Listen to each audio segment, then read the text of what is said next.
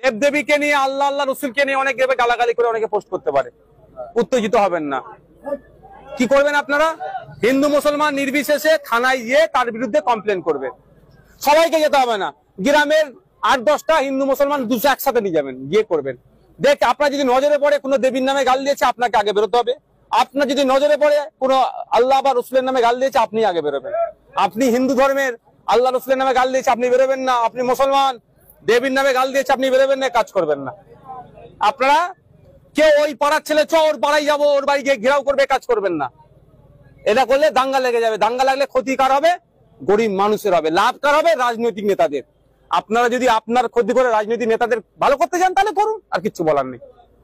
মাথায় থাকবে তো?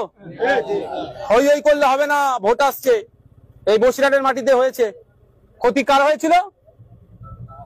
তোমাদের গরিব মানুষদের হয়েছিল। খবরে পড়েছিলাম তো, কি হলো? যে একজন মুরগি বিক্রি করে ফিরছিল, তা সে আক্রান্ত হয়ে গেছিল, সে হিন্দু ধর্মের। আর তাকে আর একজন আক্রান্ত হয়েছে, তার আবার সেলাইনে এটা ওই অ্যাম্বুলেন্স একটা মুসলমান লোক ধরে নিয়ে গেছে কলকাতা পর্যন্ত। তারা কি মারপিট করতে চেয়েছিল? মারপিট করে কারা? রাজনৈতিক কারবারিরা। কিসের জন্য? ভোট তাদের বাড়ানোর জন্য।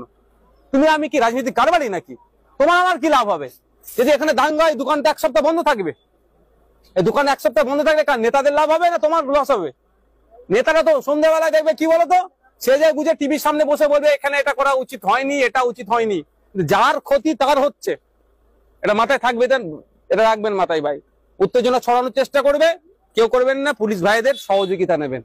আমার বিশ্বাস, আমার পুলিশ ভাইদেরকে আপনি গিয়ে কি করবেন, আপনাদের 2-4 জন গিয়ে গ্রামের মানুষ গণ্যমান্য ব্যক্তি যে থানাতে গিয়ে কমপ্লেন দেবেন, পুলিশ দেবে, তাদেরকে তুলে নিয়ে আসবে।